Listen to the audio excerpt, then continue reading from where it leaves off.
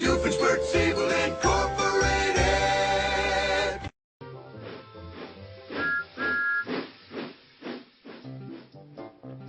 The Man in the Hills. What's he doing in the hills? The world may never know. He is especially happy to visit his friends on the narrow gauge railway.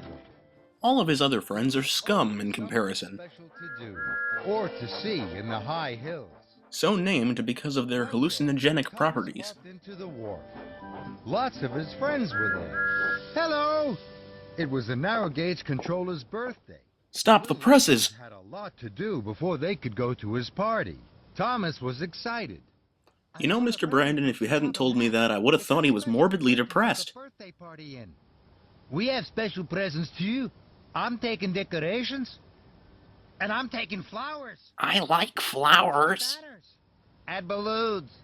They were all very excited. I'm going to tell him a Man in the Hills story. And then I'll make Mr. Percival an offer he can't refuse. Never heard of the Man in the Hills. He was a very tall man, dressed all in white. He lived high in the hills. No one has ever found him. An idea flew into Thomas's funnel. And refused to come out, even when promised cake. Mr. Percival's party. That would be the most special present of all. I can help you. I know the hills better than anyone. I love Thomas's expression here. You can just tell that he despises Fearless Freddy. Thomas was uncoupled from his flatbed. Holy crap, workmen doing their actual jobs. That never happens. And he chuffed quickly away. There goes one stupid engine. Thomas raced through the hills. The Man in the Hills, the Man in the Hills. I know I'll find him. I'm sure that I will, he chuffed to himself. Hey, hills and will don't rhyme. I call foul. Thomas puffed up to a hillside hall. There was a man, dressed all in white. Watch as Thomas fulfills his dream of being an emoticon model. Please, come with me to see Mr. Percival. Yes, Thomas. Right away. All the people of Sodor bend to Thomas's will. So the man climbed on board. Hey Thomas, where are your crew? Excellent question, I have no idea. Fun fact, whenever a group of narrow-gauge engines makes an appearance in this episode, Mighty Mac is never among them. Is he doing the sensible thing and running the railway, or is he simply not invited because he's a freak? You make the call. I'm not the Man in the Hills. I'm the dairyman. Well, he's a man, and he lives in the hills, therefore isn't he a man in the hills? That counts for something. We can help you find the Man in the Hills. No, thank you. And Thomas steamed quickly away. Giving no second thought to the dairyman that he'd just marooned at the wharf. Thomas searched high and low. Left and right, big and small, black and white, Dane Cook, and comedians that are actually funny. Thomas chuffed towards the mill. A man was waiting nearby. He was white from head to foot. The proper term is Caucasian. Man in the Hills, thought Thomas. Please come with me to see Mr. Percival. Right away, Thomas. After all, it's not like I've got anything better to do. On board. And Thomas chuffed away. And there's Mr. Dairyman just hanging out, waiting there. I found the Man in the Hills. The man stepped down. I'm not the Man in the Hills. I'm the miller. You gonna write a book about the giant, Mr. Miller? No longer white. All the flour had blown off him. And by flour, I mean crack. Was upset.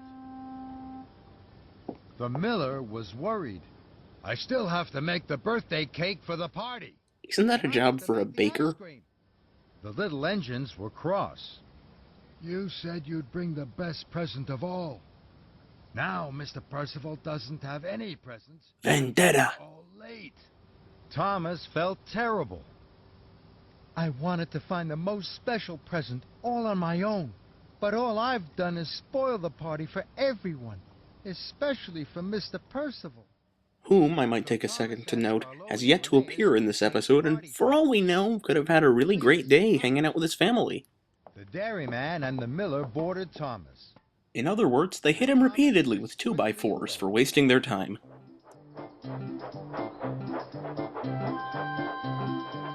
Thomas was determined to put everything right. As opposed to, say, putting everything left. Thomas delivered the dairyman to the dairy, Where he strolled lazily to his pressing task. and he delivered the miller to the mill. I wonder what could be in that box. Hamsters, perhaps? Thomas chuffed quickly away with it.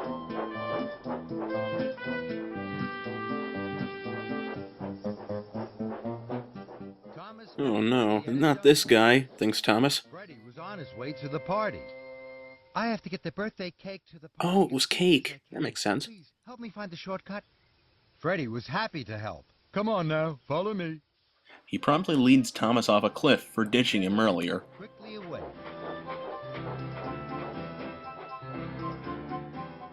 Gah! Instant darkness! At the Green Hills Junction. Suddenly, Thomas gasped. Bust my boiler! Look! There. Okay, if there's a system of train tracks passing directly by the man in the hills with him in plain view, then obviously somebody has found him in the past.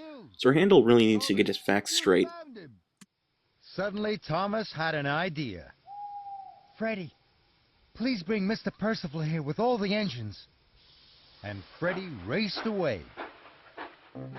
The man in the hills. He speaks softly and carries a big stick. Soon, all the engines were gathered by the man in the hills.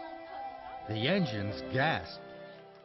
Okay, one of those children looks like he's actually descended from the Percivals. Do they just adopt a lot, or are they notorious kidnappers? What's the deal? Sir Handel was ready to tell his story. Once upon a time, a man lived up in the hills. Nobody's ever found him, so we don't really know much about his exploits. The end.